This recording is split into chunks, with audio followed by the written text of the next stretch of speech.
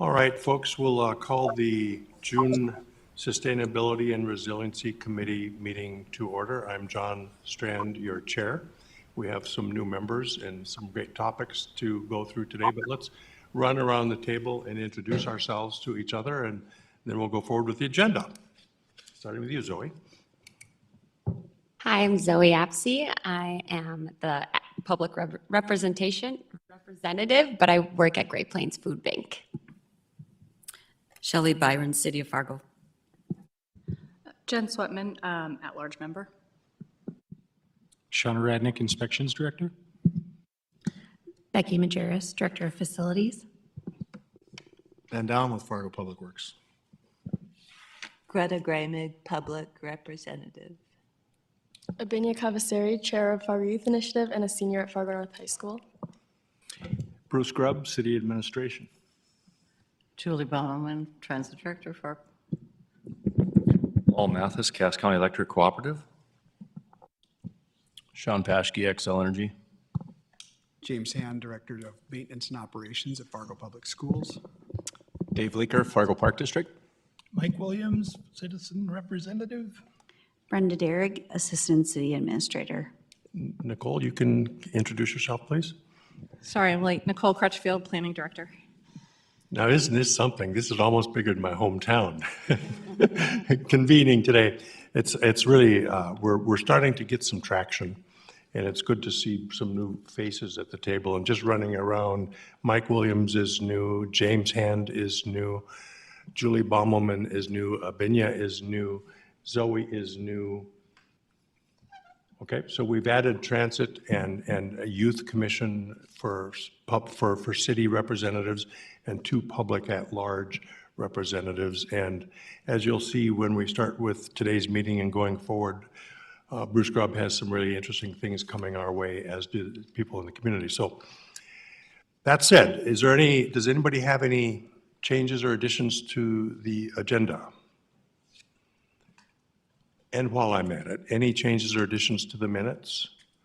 If not, I would entertain a motion to approve the agenda as presented and the minutes as recorded. I'd make that motion. Got a motion from the new Assistant City Administrator. Is there a second? Second. Second. All those in favor say aye. Aye. Opposed, nay? Okay. Bruce, I'll turn it over to you to our first presentation. Thank you. Yes, thank you, Mr. Chairman. On May 10th, Commissioner Strand and I met with Justin Berg and Matt Marino. Mike Williams joined us. Melanie Srivastava, I did pretty well with that. Yeah, worked with her many years ago. But anyway, we met at City Hall, and Justin and Matt introduced us. Well, it was new to me. A different or a new type of building material called hempcrete. And we had an interesting presentation and follow-up discussion. And then at the end concluded that that might be really an interesting presentation and discussion topic here, because of course we've got certain city staff here and building inspections representation, those types of things. So it'd be very informative, we thought. And so with that, I see Justin is in the building, and I don't know, is Matt virtual? Matt's here. Matt, they're both here. So if you'd like to step up to that microphone, I think we've got you loaded up and ready to go. Thank you for being here. We have a couple people joining us too virtually. Well, yeah, feel free to please introduce them.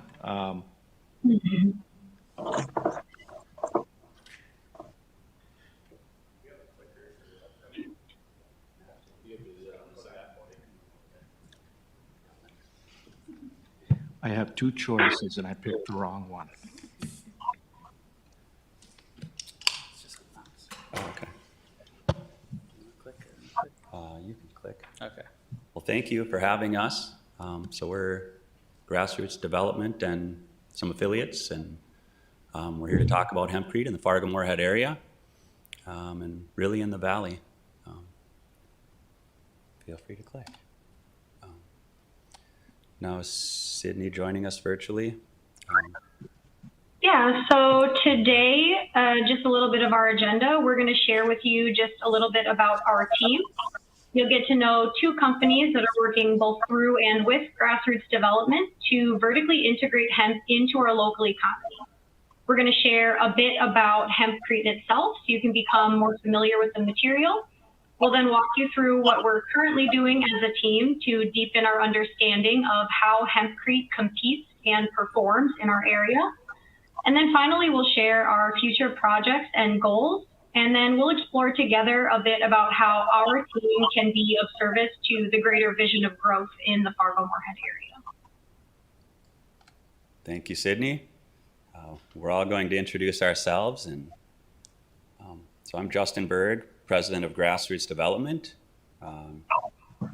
real estate developer. So we've done some residential development, 2 of the older historic buildings on Main Avenue in Fargo, some commercial and infill, a jack of many trades and a master of none.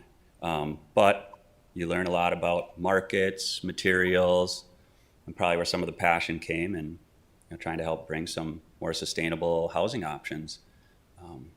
I live in Fargo-Moorhead my whole life. I'm 42, I have a wife, 3 beautiful girls, and that's enough about me. Sydney? Awesome. Yeah, well, my name is Sydney Kenny. I'm the Sustainability and Design Manager at Grassroots Development. I'm a 2017 Concordia College graduate with a degree in social work. I then went on to get certifications in circular economy and sustainability strategies from Cambridge University in London. And I'm also a Sustainability Excellence Associate through the International Society for Sustainability Professionals.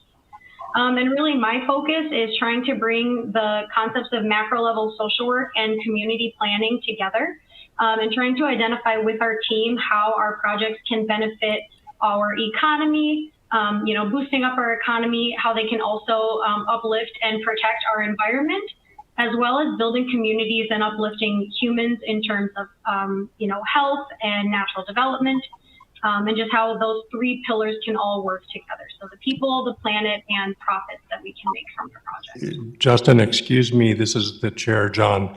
Somebody might need to put their mute on. I'm not certain, but maybe that echo will disappear, and then you can continue, please.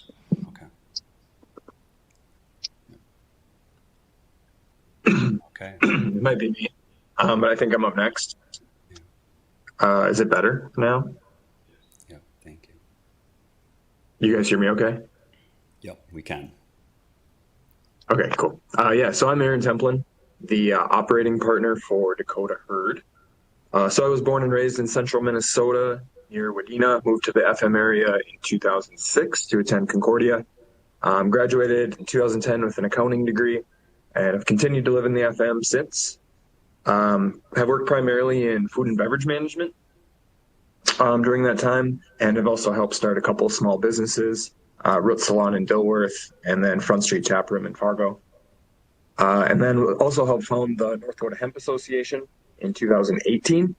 So I'm just excited to be a part of this awesome team and start processing some industrial hemp. All right, my name is Matt Marino, and I'm the founder and president of Homeland Hempcrete, where we use natural building materials to provide solutions for homes built better.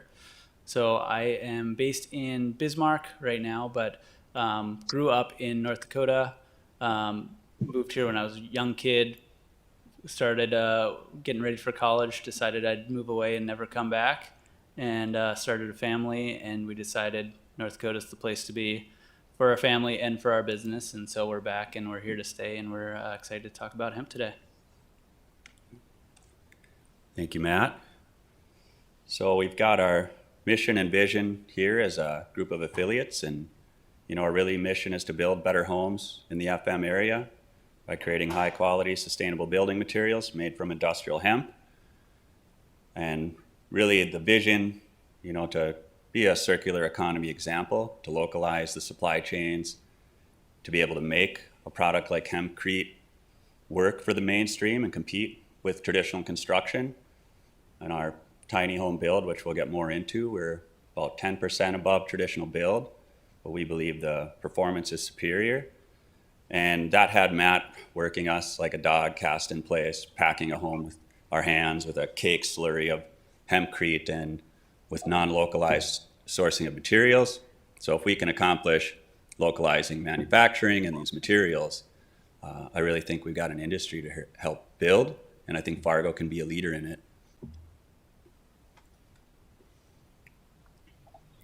And so we'd like to take a minute to talk about some of the amazing opportunities that industrial hemp itself presents.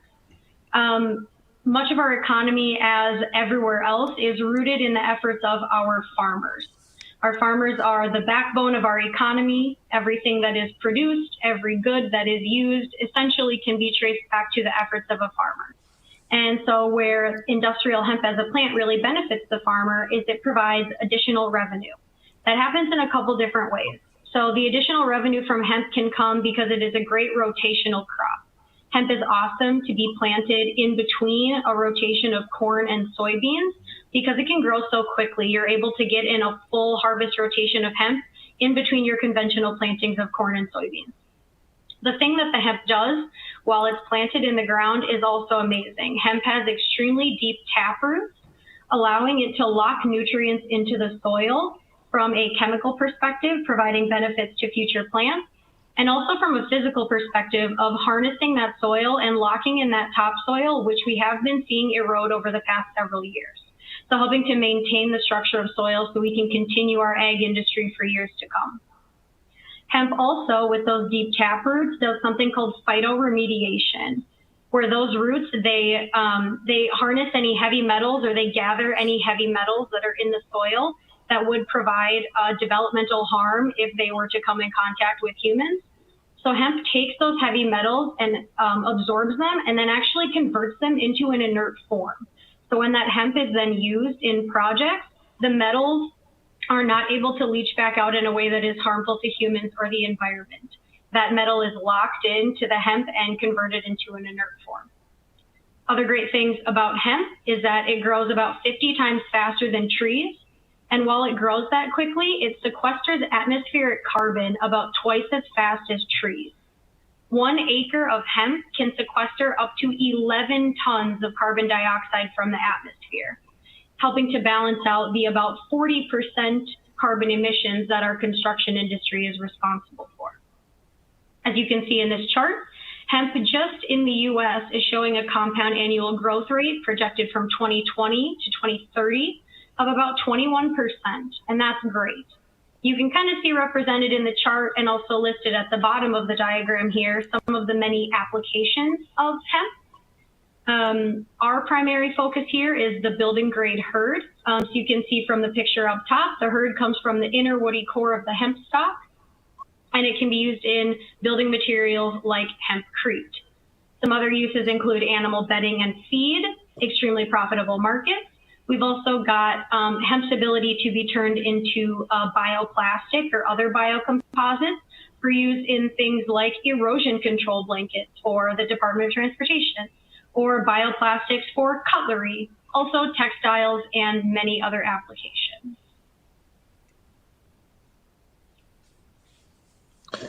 And so like I mentioned, much of our economy, if not all of it, it starts with the farmer. And so our strategy to support the farmer and bring the benefits of hemp to the Red River Valley is to open up an industrial hemp processing facility called Dakota Herd Company. And Aaron's going to tell you all about that. Yeah, so Dakota Herd Company is the processing arm of this whole project, where we contract with farmers to grow industrial hemp and then also provide them with genetic and agronomy support. So really we just buy the bales from the farmers and then put them through our series of machines, which separates the fiber from the herd and then cleans those materials so that we can sell them into the market. Our 5,500 square foot facility is located in Wahpeton, North Dakota, and we expect everything to be turned on and ready to process in August of this year. Also this year we have 95 acres of hemp under contract, which is being grown by 3 farmers in Rothsay, Wahpeton, and Edgeley. And we expect that to be about 10% of our full capacity when we're running. But there's still a lot of unknown variables. So really the products that we will be expected to get out of that can probably be categorized as the hurd, and then also the fiber and the dust, which all have their uses. But again, this is a new industry, so there's a clear market for the hurd in this hempcrete, and then also the animal bedding. We're actually importing quite a bit of hurd currently from Europe and also Canada. And then hopefully the fiber markets will continue to develop. But right now it's a little bit hairy. So essentially, we're fairly simple, just separating, cleaning the components of the industrial hemp plant, selling those value-added materials into the market, and then also making it possible for us to have a localized source of material for our builds. And so at Dakota Herd Company, we are, like Aaron mentioned, super eager to get our system online to begin processing hemp bales, working toward our primary focus product, which is that building grade hurd. Once we've tried and tested our hurd for moisture content, proper sizing, and coloration, the materials will then be used by Matt Marino of Homeland Hempcrete to create prefabricated hempcrete panels for use in our future build projects.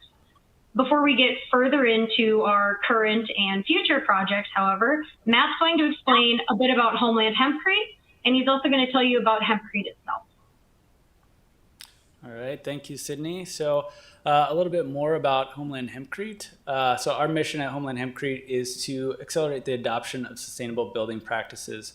So this started back in 2018 when we were looking for solutions to what we saw as some shortcomings in the conventional build methods, and that's when we stumbled across what's called hempcrete, which was at the time and still is really popular in Europe, and that's where we came across it. And we saw the steady adoption of the material over time, and we wanted to see that same kind of growth in the U.S. market here. And so that's really where the idea came alive for us. So when we got started, we built our first structure in 2019, building how most of the market does right now, which is by hand, bucket by bucket, on site. It's really labor intensive, but the end product is worth it. So that's how we got our start and got our foot in the door for the market. So we spent most of our time figuring out different ways to incorporate the material into building practices that are prevalent in the U.S. And establishing best practices. And so one of the projects we worked on was standardizing build methods, which took place last year for the IRC appendix, which was approved by the ICC last year, which officially recognized hempcrete as an official building material, which was great traction for hempcrete in the U.S. And so in that same time frame last year, following true to our mission to accelerate the adoption of sustainable building materials, we were looking for new solutions on how to actually implement the building material, being that it is inherently challenging to work with. And so that's when we transitioned to offsite manufacturing. So we opened up a facility last year where we're doing a panelized system utilizing the structural component and the hempcrete insulation all in one, which greatly reduces or minimizes most of the constraints associated with natural building, so we can be more competitive with what the conventional market expects. So this is just a clarification slide here of demonstrating the difference here. So if you look on the left, we have conventional building. We have 9 to 10 different materials in any given exterior or conventional wall, and then we have hempcrete on the right.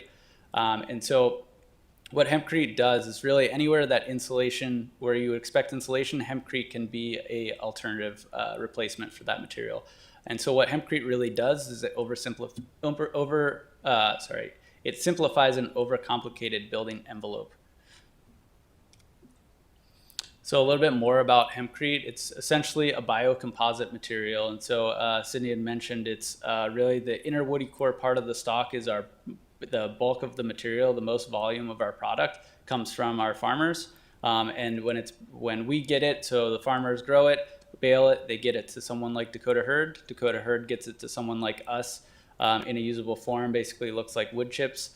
That gets mixed with a lime binder, which is a derivative from limestone, mixed with water, and then it becomes a kind of a slurry mix that can get cast. When it's cured, becomes a rigid insulative infill material. And so just a couple of clarification points. Hempcrete is not a structural component. We still adhere to frame best practices as far as framing goes.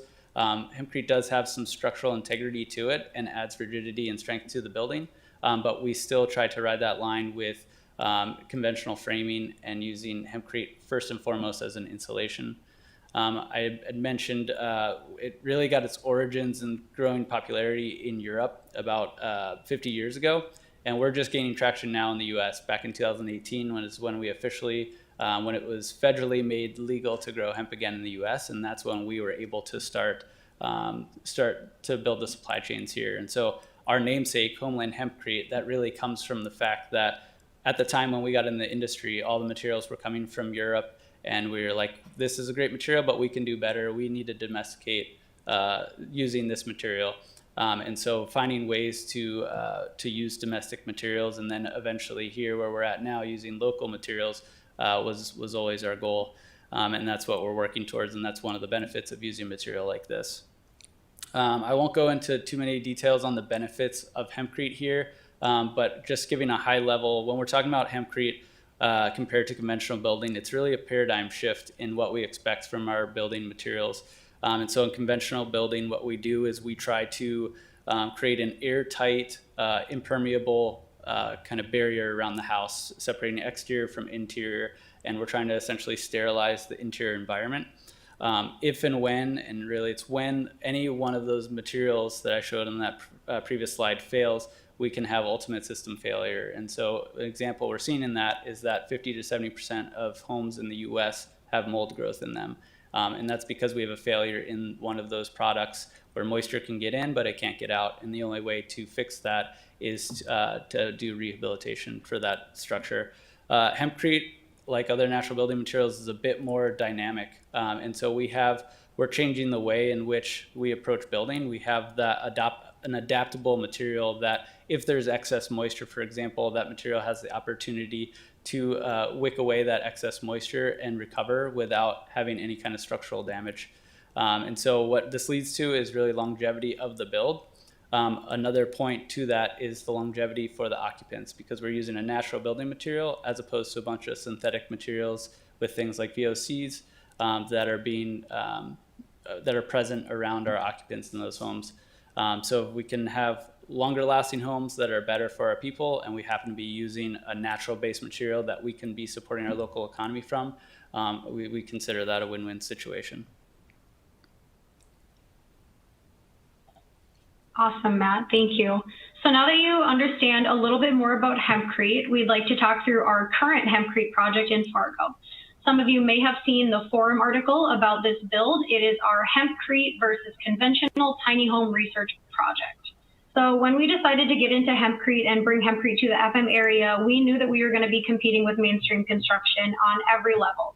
So we wanted to take it into our own hands to understand from a cost perspective, from a performance perspective, and so build cost, operation cost, and then total performance, how hempcrete would compare to what I consider our current race to the bottom style of building, where homes are built with petroleum-based products, basically as cheaply and as quickly as possible.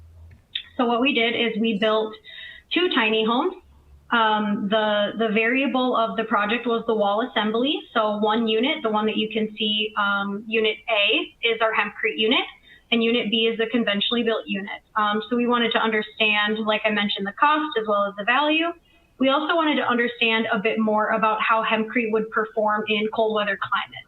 We've seen a lot about hempcrete in Southwest or desert climates, but there's just not a ton of information about hempcrete in the cold. So we wanted to take it upon ourselves to explore that, with the greater purpose of bringing hempcrete into the mainstream construction industry, contributing data to the hempcrete industry that is rapidly growing. And we also wanted to give people an opportunity to experience a hempcrete dwelling, which is leading to our goal of utilizing these structures as rentable Airbnbs. Perfect. So just a little bit of details about the build. You can kind of read these on your own, but I'll just overview quick. So the structure of the build, we did a thickened edge, kind of slab on grade style foundation. We used standard timber frame for both houses. The conventional unit is a 16-inch on center, and the hempcrete unit is a 24-inch on center. Because of the extra durability that hempcrete brings to the table, we were allowed to save a little bit of cost on our lumber by spacing that framing a little bit further apart. The application method, as both Justin and Matt alluded to, was a cast in place. So we made our hempcrete mix, and then we poured bucket after bucket after bucket of this material into our frame with our form boards, and it was packed by hand. It took us about 4 days, which was awesome. We got our hempcrete or hemp material, the hemp hurd material from South Bend Industrial Hemp in Kansas. For binder and finish, we actually got those from Illinois, from U.S. Heritage Group. And we'll talk a little bit about how we feel about the distance those items had to travel shortly. But for the actual research portion of the project, we placed sensors throughout each unit to measure moisture, both ambient moisture in the unit as well as embedded moisture in the wall cavity. We're measuring air quality, overall temperature and comfortability of the units, as well as energy usage. And we had 2 awesome partners for this research, the Center for Energy and Environment, as well as the Agricultural Utilization Research Institute. They were a great help to us. And so from the project, we started our research on January 1st of 2023. And we are just getting around, now that we've transitioned from a heating season into a cooling season, we decided to begin to evaluate our data and see how we did. So what we've learned so far is from the measurements that we got from the Tramex probe that you can see on the right there probing into the wall. We got several measurements on moisture within the wall, and we were super excited to see that both units maintained wall moisture that was underneath that 60-70% mold threshold. So that's showing that the hempcrete is doing its job of permeating the moisture out of the wall, leading to that mold reduction like Matt mentioned before. You can see on the left, we have those orange sensors. They're called Lumicon probes. They were actually selected and intended for concrete, which created a bit of a limitation for us, which I'll talk about in just a moment. In terms of air quality and energy usage, we saw with our air quality that as we were, doing some work in the units, we were putting in cabinets, we were putting in countertops, we were fixing some things with the fascia. We saw that we saw different levels of spikes in carbon monoxide, carbon dioxide, and formaldehyde. And what we saw in reviewing our data is that both units experienced the spike in those airborne toxins, but the hempcrete did a much better job at regulating those toxins and getting back to a base or safe level for each of those toxic categories. Just an example kind of our air quality monitor up top that we're using. It's pretty standard, but we have them placed in 2 locations throughout each unit. And then for the energy usage, we had power meters connected to our HVAC system. And so we wanted to evaluate in the heating and the cooling seasons how both units would perform. And what we learned here is kind of twofold. So with our hempcrete unit, we learned that due to subcontractors in the area not being familiar with the material, we actually had some small air leakages somewhere, between the hempcrete and a window or between the hempcrete and an electrical panel. So we discovered those in about February. We took a couple weeks in March to identify the air leakages through a blower door test. And we then made those repairs. And what was really apparent to us is as soon as we got that hempcrete unit sealed up to a tight envelope, the energy use completely switched. So you can see when we had the minor air leakages that the hempcrete unit used more energy. You can see in April, as soon as we made those changes, the hempcrete unit changed to being more energy efficient. Now we have plans to continue our research through March, so we can get January, February, and March data recalibrated with our now effectively sealed hempcrete unit. So just acknowledging our limitations with our study and just acknowledging that we're learning as we grow and able to identify those limitations. And so continuing on with kind of what we learned from the project before we move forward, the main thing, like I touched on, was we had about a 10% higher cost for our hempcrete build. And most of that is attributed to our transportation costs. So we spent thousands of dollars shipping our herd as well as our lime materials from Illinois and Kansas. So ways that we can improve that would be to get our herd from Dakota Herd Company, locally sourced, And then we're also looking at getting our lime from a local water treatment facility, which we'll talk about later as well. Other limitations, like I mentioned, you can see here, the air leakage, which we modified for, as well as the improper sensor selection. So the concrete sensors didn't exactly read the hempcrete. So we're now shifting to grab a couple different sensors to measure better the relative humidity embedded within the hempcrete. And we're just super excited to continue gathering this data to ideally be able to come back either in front of you all or just to share broadly with the city our findings once we've completed our full year of research. So what's next for us? You know, for our tiny home project, we plan on continuing to get data to the city inspections department so we can get a certificate of occupancy once it's deemed safe to do so. And we'll continue our research through March. And then eventually we want to Airbnb these units to give people an experience close to downtown, and we want people to experience the comfort, the quiet of a hempcrete structure. You know, being a full cavity wall and a sound dampening, it's just a different feel than when sound is bouncing off of everything, and it's just, it's relaxing. So on the bigger picture of it, we're gonna keep taking incremental steps to build each part of the supply chain where needed. We're researching the lime byproduct from the water treatment to be used as a binder. So Matt's sent that material from, it's actually City of Moorhead's water treatment. I believe Fargo has a similar hydrated lime, to see what it would take for that to be a binder if it needs some pozzolones, and just run the feasibility of localizing that binder material since it is half of our equation. We also have construction docs for a 1,500 square foot Rambler to be built with Matt's panels in Moorhead. It's cost out right now about $306,000, not including the lot, so about $200 a foot. And it's maybe 10-15% higher than a comparable traditional build, and we haven't localized our materials yet or got any scale to this. So we really think we got to keep taking these steps to familiarize people with the market while we localize the supply. So. And then in terms of how our group or our team's goals can align with the City of Fargo, we sat down and we digested the Fargo Go 2030 comprehensive plan. And we actually found several aspects of the plan that were in great alignment with kind of our group's goals. So just wanted to touch on those here. In terms of health, we have a strong belief that high quality, safe housing that is affordable is possible, and that affordable housing does not need to automatically include mold, and it doesn't need to be poorly made. We also believe that indoor air quality should not be a luxury. And we believe that by bringing hempcrete homes in an affordable and attainable manner to the Fargo-Moorhead area, we're providing that, that kind of achievability of indoor health and home health to everybody at Fargo. From an energy perspective, like I mentioned before, the construction industry is responsible for about 40% of global emissions. And so we're looking, as we incorporate more renewably sourced and locally sourced materials, we're looking to reduce our carbon emissions, making Fargo-Moorhead construction just a bit more conscious.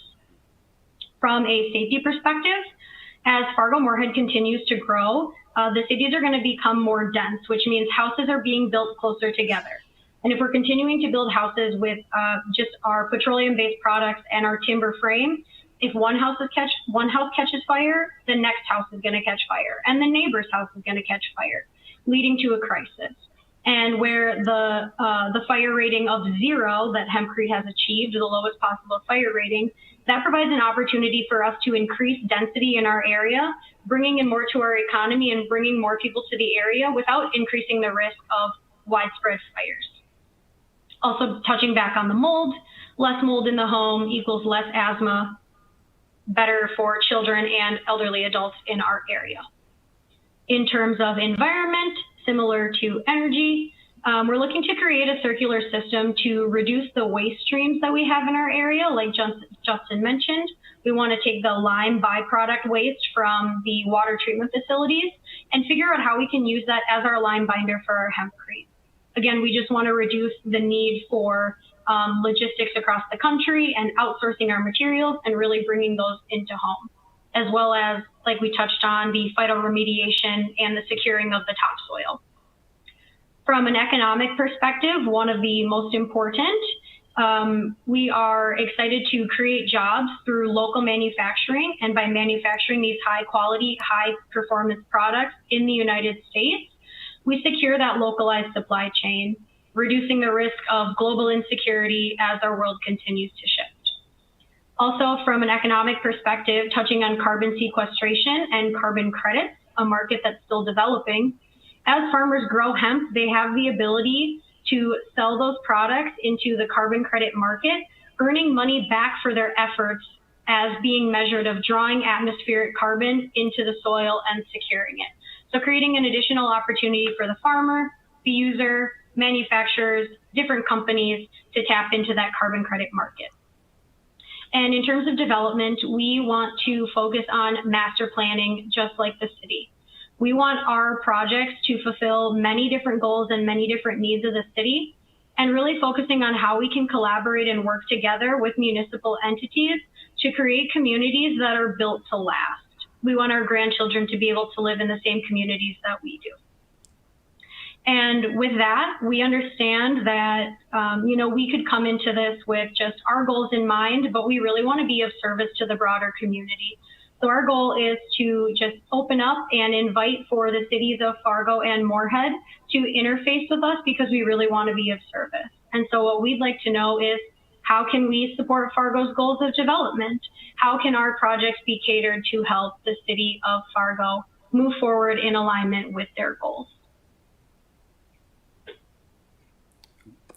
Thank you, Sydney.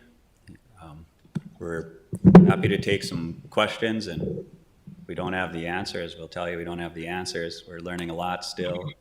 It really is a grassroots effort of building each part of the supply chain, and it's slow, and it makes real estate development projects look fast. And we're going to need strategic partnerships with, next level of research and design, and really with cities, people that think long-term, because the deck is stacked a little bit. When you play in the real estate markets, you know how you can build an empire of rental homes with a sell and rental model, with the race to the bottom. And there's a lot of great people still, but that's the model that's putting a lot of homes in our market. And we can't use that leverage bank deck to be able to build this industry. So any way we can strategically align, if a city believes in these efforts, we're willing to facilitate, work together, and we'll keep putting in the time and take it one step at a time. Thank you for having us too. So. Great presentation to all of you. Thank you. Any questions around the table? Feedback? Bruce? I had a quick one. Sean Radnick, our building inspector's here, and I'm not going to put you on the spot, but Justin, when we met back on May 11th, we talked a little bit about some difficulty getting the CO, the certificate of occupancy, but I don't recall what that was. And Sean, I don't know if you even recall any of this, but if you do, if you could weigh in, that'd be great. Yes, I guess. They contacted us about this build, I think it was about last year, or maybe a little sooner than that, and we had a lot of questions on it. So we're not 100% sure how hempcrete really works out as a building material right now. Obviously, it's non-structural and stuff, and our plans examiner and myself, we did as much research as we possibly could and found out there's some questions that need to be answered and things like that. And as far as the CO right now, I do see they've sent us some data within the last day or two. I haven't had a chance to look at it yet. So we don't know if they're going to be able to receive a CO right now. Just by looking at some of the numbers and stuff they had in their presentation, it doesn't look like it meets current energy codes, and some other issues we may have with just questions about moisture content, how it's going to react in the wintertime, how it's going to react, things like that. So there's still a lot of questions that need to be answered. As they said, that they've had some approvals through ICC to, I do believe, go to code hearings and have it heard, but it has not entered the ICC codes yet. And that's one thing that we'll be looking for approvals from those standard and some standardization, as well as, as far as mixing making the mixtures and how much hempcrete, how much binder has to be versus how much herd has to be in there versus how much moisture they need to use, things like that. So there's a lot of questions from us, but we don't think it's out of the realm of possibility to get a CO, but we need questions answered before we can issue that. We don't want somebody walking into something that in 5 years could cause some damage to them. So we're just doing our due diligence. So. Thank you, Sean. Thank you, Mr. Chair. You won't hold it against them that Matt's from Bismarck, will you? If I remember right, that's your home? Yeah, well, yeah, I was a plans examiner in Bismarck and inspector for 9 years, and then I was in Mandan. So yeah, we lived there for about 30 years. But I'm originally up from by Minot, so. Anybody else around the table? My brain goes different places, but I grew up on a farm up in the northern part of the state. And I remember when sunflowers appeared as a new crop rotation in the world of farming. And that just, to see it and to be part of it and to have that new alternative for farmers, a new rotation to work into their cycles. I remember seeing this. In my whole adult life, I've been expecting, and it will happen, where we're going to see industrial hemp as a crop rotation in our agricultural garden farming community. And it's really going to be something to not just see the impact to farmers, but the impact to the families and the people living in homes and investing in where they're living. So if we can help Justin and Matt and Aaron, and I think, was it Cindy, if we can help in any way enhance the communications and make sure that the doors are as open as possible to get the best consideration you can from the city to try to go forward as long as you're able to, let Bruce and us know by all means. Yeah, we appreciate that, and we're happy to continue to do the work to make sure we want these structures safe too. That's the whole point of this, of course, to get healthy housing, and I get it's new, so. Okay, Greta? Thanks for your presentation. I have a comment and a question. My comment is that I'm a professor in the Department of Plant Sciences at NDSU. We have a couple of different scientists that are working on industrial hemp, and they might be good partners for the agronomic side of it. My question is, you talked a little bit about the longevity of the builds, but I didn't hear any stats about that. You mentioned that it's more of an accepted building material in Europe. Are there any stats from Europe about the longevity of these structures, and does it differ according to climate? So the longevity piece comes from, there's a life cycle analysis that says that hempcrete can last up to 150 years or more. And when the life cycle ends, when that material is deemed, when that structure is either no longer needed or if it's beyond repair, that material can be recycled in some way, either in another mix or used for other purposes like agricultural products. So there is a pretty lengthy report. I don't think it goes into detail based on region, but it would be based on how the material is protected. And so the most protected form of hempcrete would be the lime plaster, which is what those comparative builds, what that one has, and what we typically try to use on the material, because that's built to last. You essentially have an insulated stone home at that point. Anybody else? Bruce, is this lime sludge, is that what you were talking about from our 33-year career trying to find an end use for lime sludge? This might be it. So we're part of all that.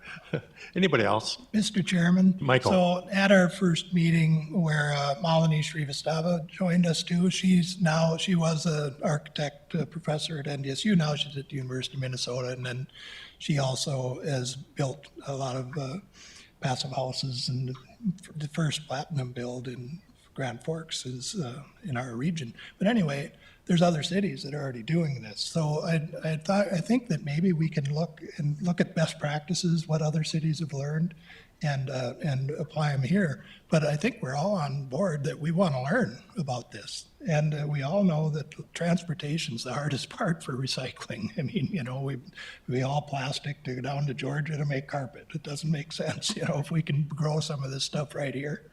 And I just think about what Bruce has done with, the reuse of water. I mean, those are things that are right under our nose. What he did with methane. I remember Denny was on our committee, and we were gonna run biodiesel in the snowplows. He says, those trucks have to run, and they did. So it works. Okay, anybody else?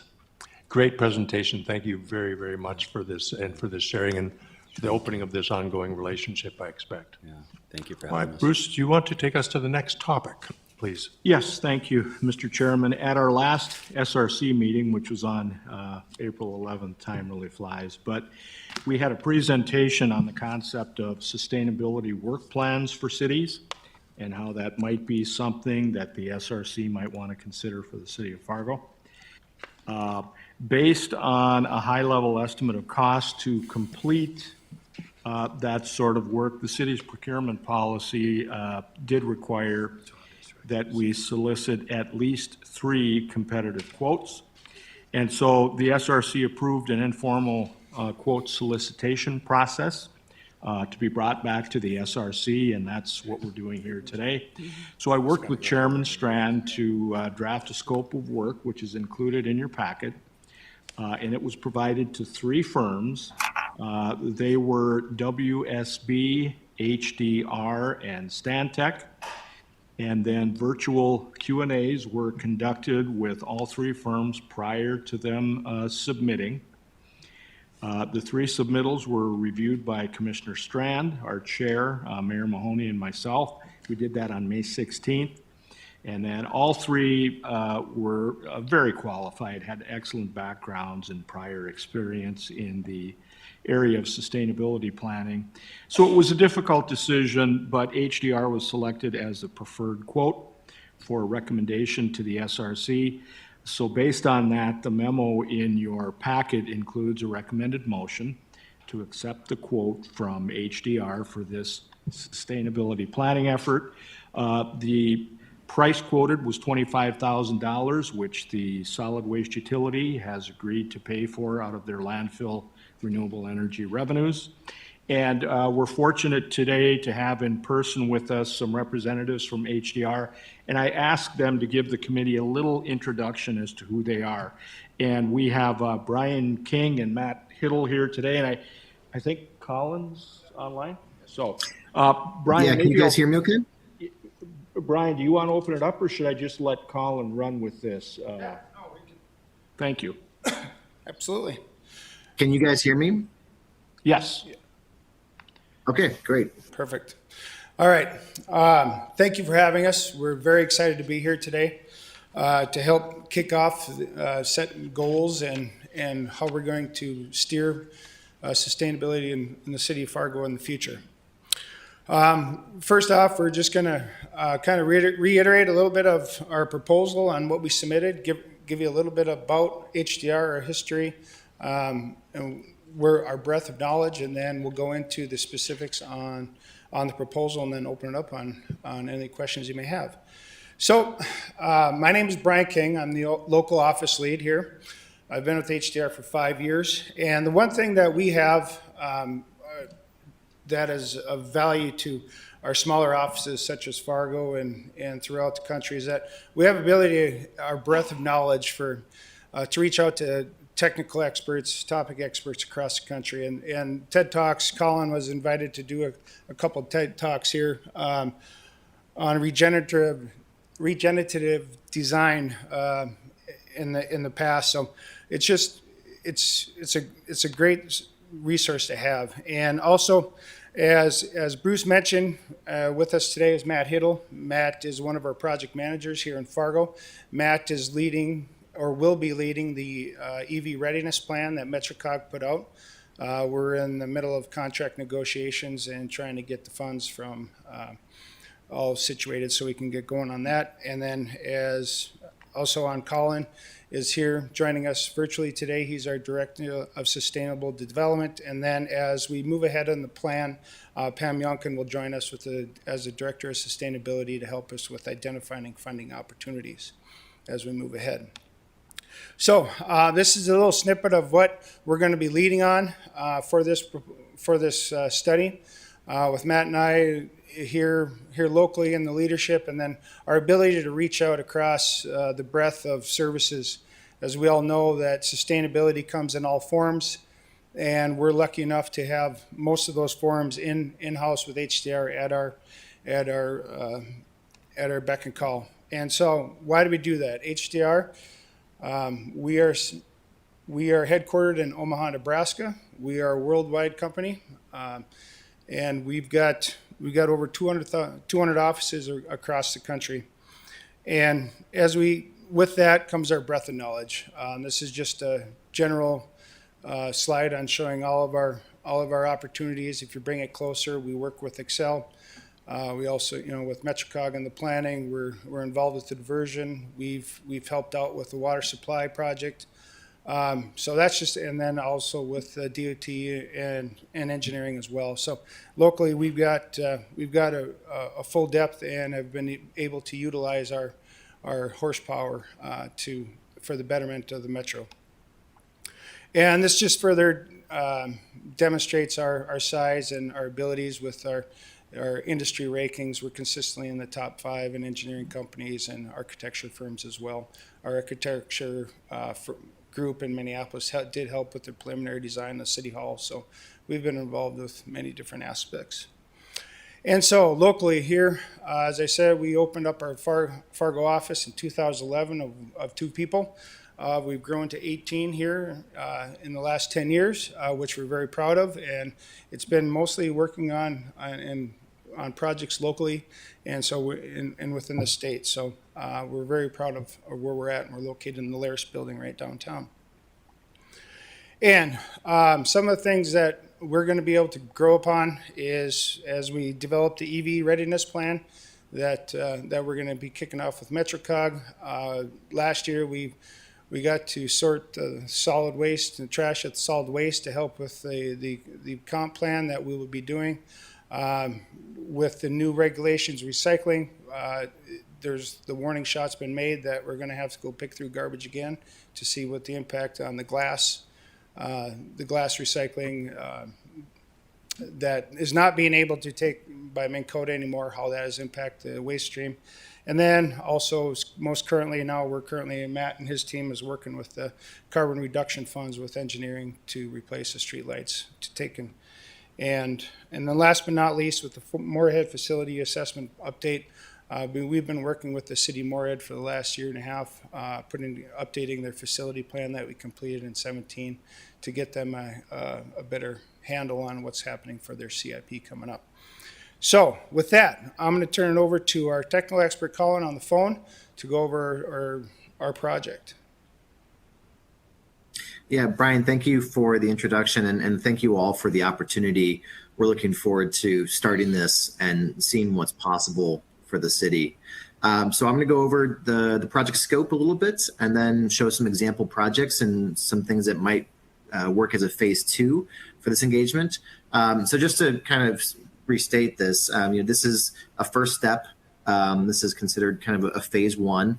And there's a lot more that we can bring to the table for future phases, given that org chart that Brian showed. But it's 4 very simple tasks, right? We're going to review your data, benchmark your assets.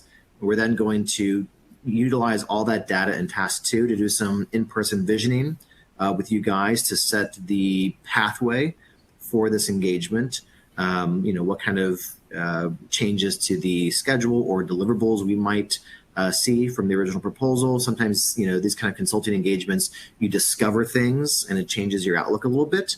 But we also want to use that visioning to kind of set your priorities, which, energy reduction, carbon reduction strategies may be a priority for you. How should we weight them? Is there a focus on just total carbon? Is there a focus on health to the community? Is there a focus on, correlation to water use? In order to make some decisions on what we select for carbon reduction, we need to understand your vision and your weighting. And then once we have that information, we'll compile a long list of strategies, likely from peer organizations and from past projects we've done, to create kind of a final reporting roadmap for things that we think you should be doing that likely need more assessment and calculation. right? So this is a phase one. This is not full-blown energy modeling for every single idea or payback analysis, but we're going to get a good roadmap of, what's out there, what can be accomplished, and in what order you should probably implement these things. So I'm just going to talk through each one of these real fast on the next slide. Point out some unique things about this. We think this whole process is going to take around 6 months. So you can see each of the tasks here color-coded, and they're always going to overlap, right? We're always going to be doing a little more data collection and benchmarking. We're always going to be doing a little more visioning and feedback from you guys. We want to listen as much as possible to your concerns. And we can start compiling strategies and researching right away, but the prioritization of strategies might change over time, and that's why you can see the green overlap there. And then the final reporting, I think we have planned about 4 deliberate presentations to various city officials, or really anybody you want us to present to. We'll have the content and we can present it. So that is kind of the breakdown of schedule that we see. Some more details about these tasks. I think that we're going to be looking not only at your assets, but also any kind of regulatory review for where your codes are going, if codes can make up the difference here, if we need to be planning for code updates, ways to incentivize or find future grant funding for these things. The biggest question usually is, okay, we have this plan in place, but how do we fund it, right? So we're going to be looking at that in task 1. And I'm very curious to look at what you guys have already done. There is a white paper. You guys have a great list of things that are already being considered. How do we enhance that list and prioritize that list? So then task 2, some details here. I do think an in-person session is going to be very helpful. There's something about being in the same room together, throwing ideas up on the board that is very helpful. However, we also have the ability to do virtual sessions for those who can't make it or those who have to be at home. We use things like Mentimeter or Mural Board to gather your ideas, gather your vision, help to create weighted prioritization methodologies. And in this visioning session, we're going to go through kind of what we call a sustainable value assessment process that I mentioned earlier. How do we weight the priorities of strategies? Is it human health? Is it water use? Is it energy use? How do we implement these things, especially when they don't have a payback that falls within your window? So sometimes when things are just slightly beyond the payback realm, but they have a great community health benefit, they get implemented. So it's good to know what those things are and how we would weight them. And then after visioning, we would get into strategy compilation. We really want to identify the largest uses of carbon and the things that will have the ability to have the most impact on carbon, but also things that have the ability to be replicated from building to building, or from utility plant to utility plant, or from this infrastructure element to this infrastructure element. Things that can be extrapolated are very good to prioritize. On the right is just an example of some strategy creation we did for a recent client, and I'll get into some presentation content on some of those similar projects in a second. And then finally, it's the report, task 4, right? So we are going to put together a list of strategies with resources, where they came from, if they're from peer cities, what they've been doing in the past, and how you should maybe align with that. We will have a qualitative prioritization matrix from that sustainable value assessment process. Phase 2 would be quantitative. How much is that going to cost? What's the energy savings payback? But for right now, it's a qualitative prioritization matrix. And then an action timeline. I think the action timeline is really important. And you'll see on the next slide that we can maybe lay out some ideas for strategy implementation in the near term, the midterm, and the long term. That cadence will likely change in the future once we do carbon modeling, energy modeling, and payback calculations. We might see things shift in priority a little bit, but I think the important thing about this action timeline is not just the strategies on here, but really the next steps, right? When should you do a phase 2, and what's included in a phase 2 assessment? Do we have to do greenhouse gas emission energy audits of some of these facilities? Do we need to set up financing through energy service companies to make sure that these things, get off the ground? And so this action timeline is going to be a combination of kind of strategy implementation, but also next consulting action items that need to be accomplished to make this successful. So that's kind of a rundown of the phases, and I think that we'll also have descriptions for near term, midterm, and long term of what kind of strategies and action items you should be putting into place. So you'll get deliverables that are both text based as well as diagram and pathway based. Next slide. So just to kind of, that's a rundown of the tasks. I did want to present some similar projects so that what we've done in the past and maybe what you might be getting.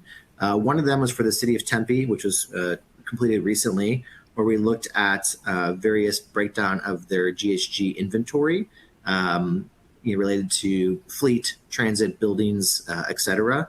And for this project, we were able to actually look at, we matched up the sustainability planning for these projects with their capital planning engagements and with their deferred maintenance plan. So everything we recommended was when a building was going to be retrofitted or they were going to redo some utility infrastructure. And we kind of matched up those targets as well to make sure that we are having the biggest impact for things that were already planned. On the next slide, you'll see that the strategy creation for this did include energy modeling. So we modeled some sample buildings and some sample utilities and extrapolated that across the entire Tempe portfolio. So this would be kind of a phase 2 thing where we would get some real carbon reduction data from these models. Next slide. And the deliverable for this was they were very curious about a long list of strategies and what the impact was going to be, not only on carbon reductions, but if they had a $2 million budget every year that they could spend on this, they had a revolving loan fund to fund some of these things. Sounds like you guys have a revolving loan fund too with kind of the landfill gas budget and maybe selling that. But they were trying to figure out where can we have the biggest impact for carbon with this budget every year. And so we have a long list of strategies here for HVAC scheduling, lighting, upgrades, envelope upgrades, and showing them what they should do first, second, and third. Next slide. They also wanted to know kind of the cost per measure. So again, the biggest impact items, they could get the biggest decrease in carbon by spending little or no money on the things at the top. Right, so HVAC scheduling for everything, which is a very simple retro commissioning engagement. Biggest bang for your buck for least amount of money spended for biggest carbon impact. So we can look at the data in a number of ways that you want to, and we considered code changes for them in the future, where they were going in the future, if they needed to jump ahead of some of these codes for envelope performance, building performance. That was part of our engagement and assessment there. Next slide. I think there's an animation here, so you can just click through it, Brian. There you go. And the great thing about this is that, this is kind of a phase 2 thing as well, was they have this plan put in place, but if new construction, design guidelines, or retrofit guidelines or renovations don't follow certain performance metrics, this plan is not going to work. And so we actually wrote them design guidelines for all of their buildings, new construction, renovation, retrofit, to ensure that this plan would stay in place and that they wouldn't increase energy with new construction in the future. Next slide.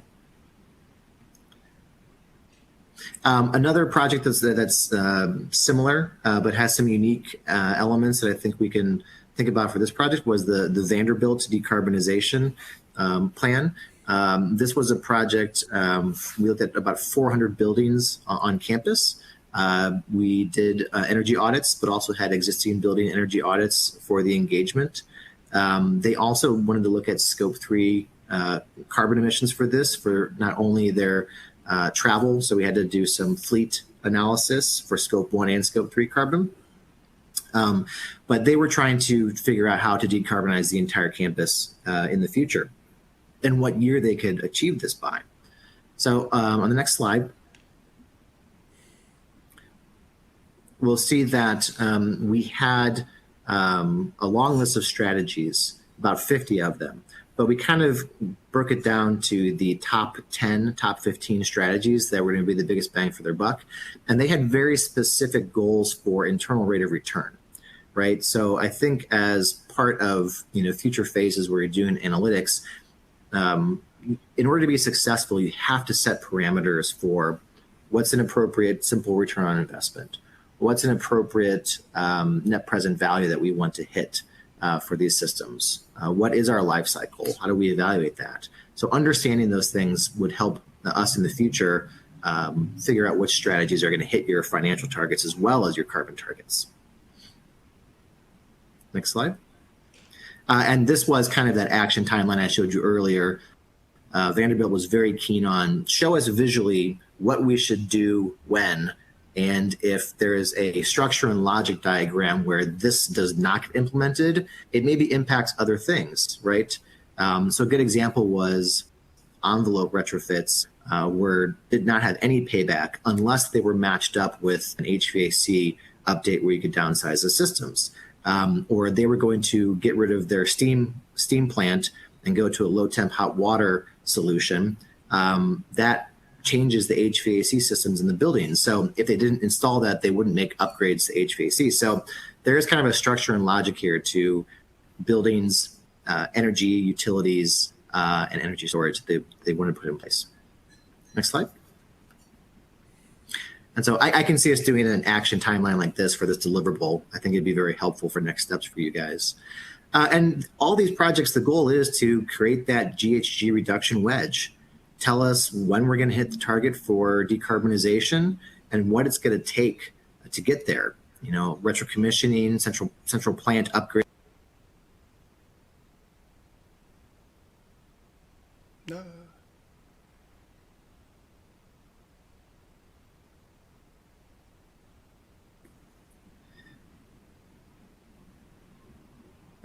Next one, Brian. You froze there for a second, so. Okay.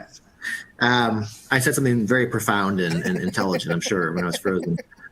And then the final case study is, Tempe is really more of, what I would compare to this engagement. But just so you know, if we have to broaden this effort out and involve a lot more organizations or stakeholders or groups, it's something we did for the city of New York for their 80% reduction by 2050 plan. There were about 40 city organizations and a 50-person technical advisory group that we had to facilitate for this engagement. So a lot of experience doing that stakeholder engagement, building consensus around strategies to implement.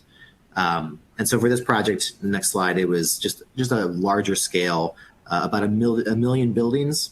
But we only modeled 15 of those buildings and extrapolated that data. So the more we can extrapolate data, the better. And on the next slide, the unique thing about this was, benchmarking those projects or those typologies that could be extrapolated, right? So this is just a sample of, a snippet of those 15 buildings that we benchmarked and extrapolated out to 1 million. Next slide. And one interesting thing about the City of New York engagement was you can see in green there next to the bar chart is we plan for future growth. So GHG emissions were going to go up because of new construction, new builds, but then where will we be left after that? We took into account a cleaner grid. So we worked very closely with the utilities to understand how their carbon mix was going to change over time and how we could facilitate that carbon mix change at the utilities.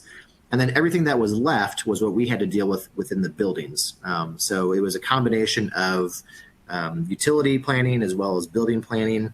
The waste and the transportation were a different engagement here, but we're capable of doing that as well too. So next slide. And here was New York's GHG reduction wedge. So I think eventually, the goal here is let's get to a wedge eventually, and what the different focus areas were for reduction. Obviously, utility mix change was a big one, 24%. But everything else, was 15, 8, 8, et cetera. Okay, next slide. And so those are just some sample projects. Again, this is a phase 1. We'd love to do the detailed modeling. We think we can put together a decent action plan and roadmap and get a good list of strategies with prioritization. But at some point, we would love to get those details in there. So I just wanted to go over maybe some things that could happen in the next phase after we deliver this. On the next slide, you'll see things like doing the life cycle cost analysis and energy modeling to put some metrics and dollars to those strategies is going to be probably the number one thing I would recommend as next steps. On the next slide. Doing more detailed solar assessments because at some point you're going to look at decarbonization, you're going to hit a wall. You're going to get to 50, 60, 70% reduction, and then you have to talk about your renewable grid and how you do that and where you put it. So we have a number of tools to do that at a utility scale as well as a building scale. Next slide. Creating that long-term work plan for GHG reduction is going to be important. Next slide. Design guidelines, just like the Vanderbilt thing, if we need to update the design criteria for all new construction or all renovations, I think that's a good idea. Otherwise, your plans falter and they're not hitting the targets you kind of estimated at first. And so this was an example of what we set targets for Vanderbilt for different types of facilities for energy and water targets in the future. And the next slide. And dashboarding. We do a lot of dashboard creation to track these efforts. There's a couple of greenhouse gas emission dashboards we created for clients who have large portfolios of buildings. So if we're going to implement these strategies, I want to see how we're tracking that data. And you guys want to see how you're tracking that data. What kind of reductions are we getting? Can we click on an individual building and pull up that information, or click on a wastewater treatment plant and have that information pulled up so we can see how our carbon reduction strategies are actually working or not working? And then finally, that we're to the Q&A period. And so I just wanted to say that I think this first phase is going to be a really great discovery phase. Especially the visioning portion to set your goals and your weighted methodologies and priorities for the future. And I just hope that we can make this a long-term relationship where we can do all the additional things and get you guys to that reduction target in the future. So thank you guys for your time, and let us know if you have any questions. Anybody have any feedback or questions? Great process to embark upon and great first steps. Go ahead, Bruce. Yeah, wow is my response, but that all came from a scope of services you and I cobbled together. And I'm also glad that in the end of this, we're also looking for grant opportunities down the road that we can breathe life into. There's just such an immense availability of federal grants on so many levels. There is a suggested motion in your packet. If somebody would like the motion to accept this HDR grant for $25,000 or this proposal.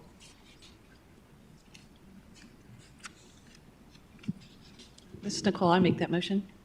Pardon me? I'll make that motion. We have a motion. Is there a second? I can second that. Second by Brenda. Any questions, comments, discussion?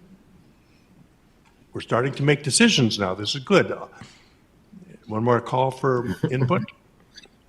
All those in favor say aye. Aye. Any opposed, nay? Bruce, we have our marching orders. Thank you. We have one more action item coming that we will discuss briefly and yet with excitement. So I'll turn it over to Bruce and Abinya, perhaps. Yes, thank you, Mr. Chair. Also at our April 11th meeting, last SRC meeting, 4 new members were recommended to join the SRC. We introduced ourselves going around the table, but Chairman Strand has long felt that if we have occasion of a city bus, a MAT bus that's traveling around town without being wrapped, with nothing basically on it, and it happens periodically, maybe that's an opportunity for us to create our own wrap as a city, whether a promotional type wrap or a certain message that we'd like to get out. And so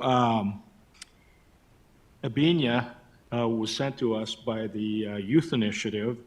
And so the chairman had the idea of maybe the Youth Initiative could engage youth, like high school age youth in Fargo.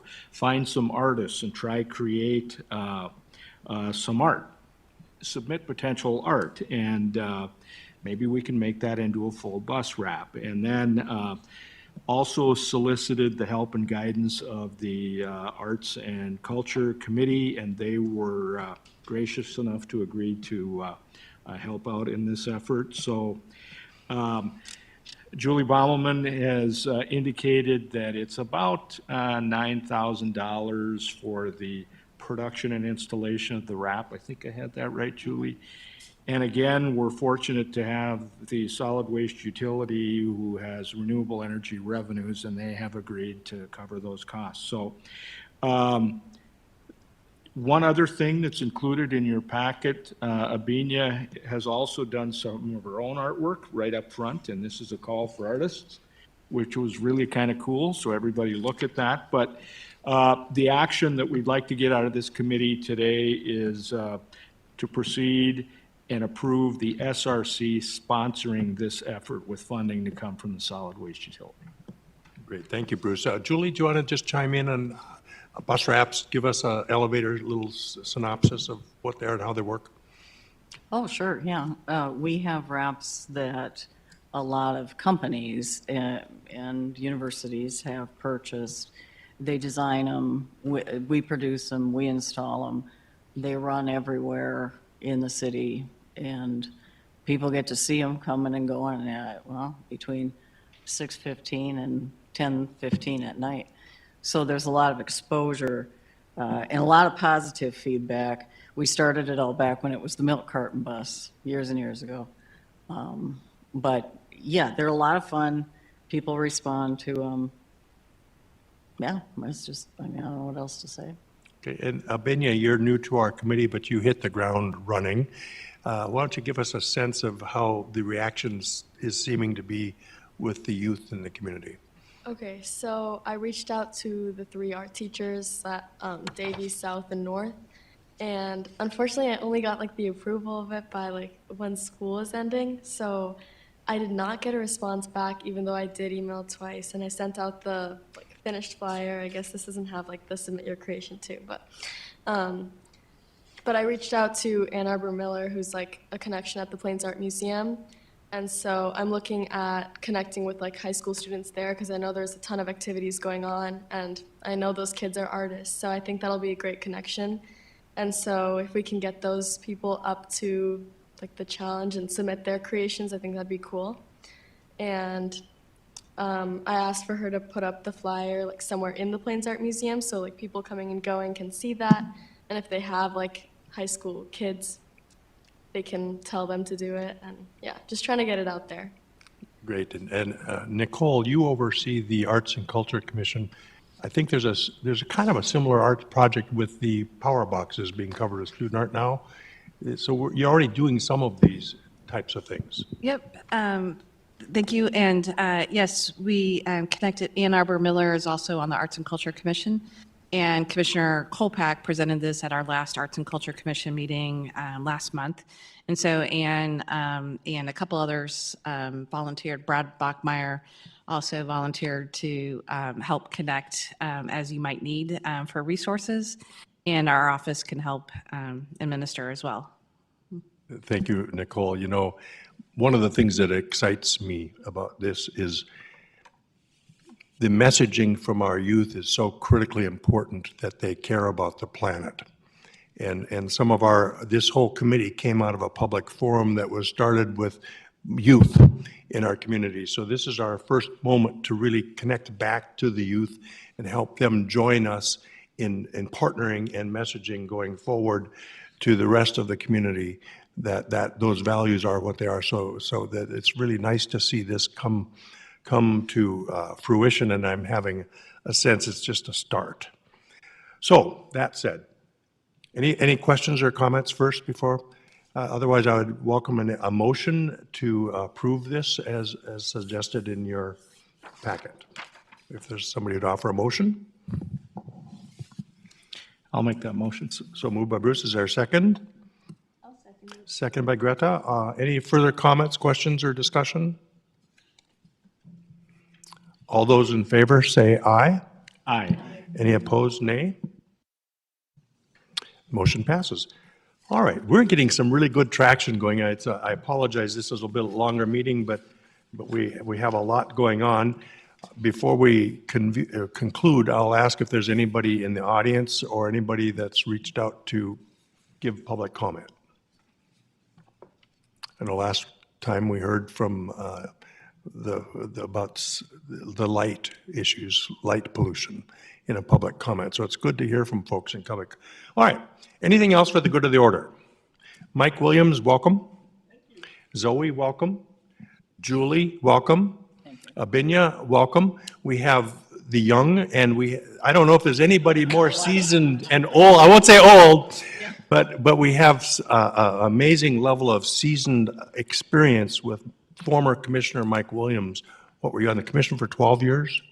And a lot of these efforts you worked with Bruce on for a long time, so you've seen the beginnings and the efforts unfold, and some of these things come to fruition. So it's just great to have you here with us. All right, anything else for the day? Otherwise, I thank you for your attendance and your participation. Our next meeting is August 8th, and we'll stand adjourned.